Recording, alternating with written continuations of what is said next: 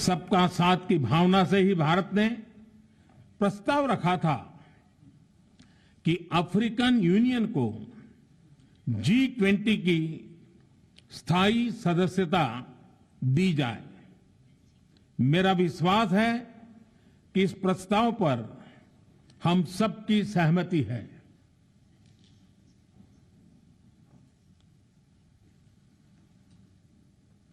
आप सबकी सहमति से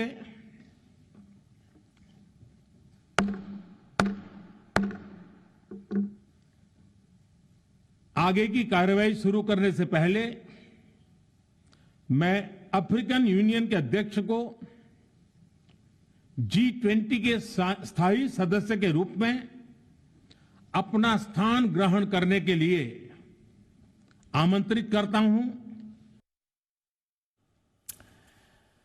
और विश्लेषण करेंगे अब तक जो डेवलपमेंट्स हुए हैं G20 पर। इस पर बातचीत करने के लिए बहुत ही खास मेहमान हमारे साथ जुड़ रहे हैं एलिमेंट्स प्लेटफॉर्म्स के चेयरमैन और जाने माने मार्केट और economy expert Ajay Bagga sir. Ajay sir, एक बार फिर स्वागत है आपका। हमारे साथ हैं प्रोफेसर राकेश मोहन जोशी, डायरेक्टर हैं IIPM के। प्रोफेसर राकेश मोहन, बहुत बहुत स्वागत है सर आपका। और हमारे साथ हैं नीति आयोग के पूर्व सचिव यदुवेंद्र माथुर सर भी। माथुर सर, आपका भी बहुत बहुत स्वागत है। मैं माथुर सर आपसे ही चर्चा की शुरुआत करना चाहूँगा। फर्स्ट हाफ में हमने, बग्गा सर भी जब थे हमारे साथ, हमने काफ़ी चर्चा की अफ्रीकन यूनियन के G20 में आने की। आप CMD भी रहे हैं export import bank of India के। कैसा आपको ये उपलब्धि के रूप में नज़र आ रहा है और भारत के लिए ये कितना बड़ा मौका है ग्लोबल साउथ की आवाज़ के तौर पर खुद को और मजबूती से प्रोजेक्ट करने का? बिल्कुल, धन्यवाद। और ये तो एक काफी ऐतिहासिक इवेंट है और उसका भी जो आगाज हुआ, जो पहला ही डिसीजन एज प्रेसिडेंट भारत ने लिया, वो अफ्रीकन यूनियन का परमानेंट मेंबर बनने वाला। अब आप देखिए इसके इम्प्लीकेशंस इतने बड़े हैं कि एक तो 55 देशों में ये बात बिल्कुल स्पष्ट जाएगी कि आर्थिक मुद्दों से जो वो कॉन्टिनेंट के 55 देश जूझ रहे हैं, हालांकि उनके नाइजीरिया, साउथ अफ्रीका, इजिप्ट ये ऑलरेडी मेंबर्स हैं G20 के, लेकिन पूरे अफ्रीकन यूनियन के मार्फत वो पूरी एक अर्थव्यवस्था, एक पूरा मतलब इतनी 1/3 ऑफ द वर्ल्ड है, ये भी एक उनकी आवाज आर्थिक मुद्दों पे अब प्रखरता से आएगी और एक आवाज आएगी। तो जो ये यूनिटी का संदेश सबको मिलके काम करना है, वो बड़ा स्ट्रॉन्ग सिग्नल है। और कोई हमारी डोमेस्टिक इकोनॉमी पे तो इसका इम्पैक्ट रहा है बहुत। हमारा ट्रेड, इंडिया ने अफ्रीकन कंट्रीज को हमसे व्यापार करने की खुली छूट दी थी और बहुत, इंडिया में एग्जिम बैंक में रहा तो बहुत सारे देशों को हम लोग लोन्स देते थे ताकि वो डेवलपमेंटल एजेंडा को अपना पूरा करें।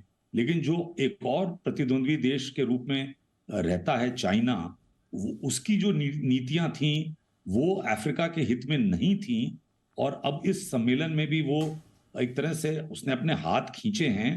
तो ये इकोनॉमिक एजेंडा पूरे विश्व का बड़े बड़े बड़े ठोक के शुरुआत में ही आया है।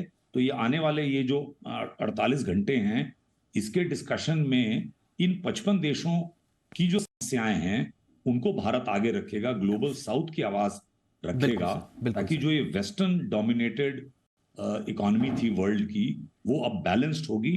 तो मैं समझता हूं ये तो इतिहास में ये आज का दिन लिखा जाए। स्वाभाविक रूप से, बिल्कुल आपने सही कहा, इतिहास पे नाम दर्ज कर लिया है। देखिए, बहुत सारे लोगों का ये भी कहना था कि रोटेशनल तौर पर भारत को इसकी प्रेसिडेंसी मिली है, इसमें नया क्या है, ये तो सबके पास जाता है, इसमें क्या कुछ नयापन होगा। कल हम दो नएपन की बात कर रहे थे, बग्गा सर भी हमारे साथ थे, प्रोफेसर हर्ष पंत ने जो दो नएपन का जिक्र किया कि पूरे अंतर्राष्ट्रीय स्तर पर किस तरह से पोजिशनिंग हुई है और साथ ही साथ भारत ने भीतर अपने गोल्स को जो और शार्प किया है, उसमें भी एक महत्वपूर्ण कामयाबी है। दो मामलों में नयापन और अब ये प्रत्यक्ष रूप से एक नयापन क्या, इतिहास, तस्वीरें तो झूठ नहीं बोलती, ये तो इतिहास में दर्ज हो चुकी हैं। जब जब नाम आएगा G20 रिफॉर्म्स का, जब जब नाम आएगा अफ्रीकन यूनियन के शामिल होने का, तब तक बड़ी शान से भारत का नाम लिया जाएगा। बग्गा सर, एक तरफ हम उधर साध रहे हैं, ये वाला खास तौर से एपिसोड हमने आज वाला इंफ्रास्ट्रक्चर और अपनी इकॉनमी के लिए डेडिकेट किया था। दो बड़े डेवलपमेंट हो गए सर, एक अफ्रीकन यूनियन वाला बग्गा सर, और एक और कहा जा रहा था कि चीन पर नकेल कसने के लिए बाइडेन मोदी साहब के साथ मिलकर सऊदी अरब, संयुक्त अरब अमीरात के साथ मिलकर एक जॉइंट इंफ्रास्ट्रक्चर डील करेंगे। काफी बज़ था इसका स्टॉक मार्केट में भी इसको लेकर। अरब देशों के साथ रेल नेटवर्क लाएंगे। ये कितना इंपॉर्टेंट होगा इस तरह का एक जाल बनाना, एक कनेक्टिविटी को बढ़ाना, कितना इंपॉर्टेंट आपको लग रहा है सर? देखिए, ये हो क्या रहा था कि चाइना का हस्तक्षेप बढ़ रहा था मिडिल ईस्ट में। इवन यूक्रेन में चाइना दिखा रहा था कि हम मध्यस्थता करेंगे और कुछ हल निकाल के लाएंगे, उसमें तो विफल हो गए। अब मिडिल ईस्ट में सऊदी के ज़्यादा करीब आ रहे थे। सऊदी ईरान का जो हाथ मिलवाया वो चाइना ने मिलवाया। तो अमेरिका में ज़रूर परेशानी थी कि जो उनका ट्रेडिशनल एलाई है मिडिल ईस्ट का क्षेत्र पूरा, वो हाथ से निकल रहा है और चाइना की तरफ ज़्यादा उनका रुख हो रहा है। तो ये जो इंफ्रास्ट्रक्चर डेवलपमेंट की बात हो रही है, न केवल ये सऊदी यूएई होगा बट ईरान के थ्रू आएगा रेल, और फिर वहाँ से पोर्ट से सामान शिप के थ्रू आगे जाएगा। तो रेलवे और पोर्ट्स का करार है। देखते हैं, अभी और इससे ज़्यादा इंफॉर्मेशन नहीं आई है, देखना पड़ेगा, बट काफ़ी टाइम से इस पे बातचीत चल रही है। तो एक बिग बैंग रिफॉर्म ज़रूर होगा। और इसके साथ ही इजराइल और सऊदी की तरफ भी यूएस का होगा काम इसमें, क्योंकि ईयू भी इसमें सम्मिलित है। तो अगर आप इजराइल से थोड़ा आगे और बढ़ा देते हैं तो आप यूरोप पहुंच जाते हैं। तो मुझे लगता है कि ये ओवरलैंड रेलवेज का एक करार हो जाएगा, यूरोप से लेकर ईरान के बॉर्डर तक या ईरान के थ्रू पोर्ट तक आ जाए और पोर्ट से भारत में आ जाए।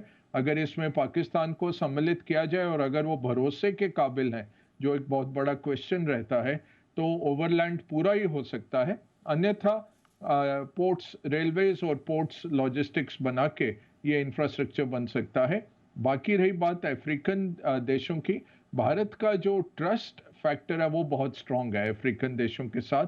तो both as markets and as हमारे कंज्यूमर्स, दोनों तरीके से हम देख सकते हैं कि अफ्रीका के साथ भारत के संबंध और घनिष्ठ होंगे।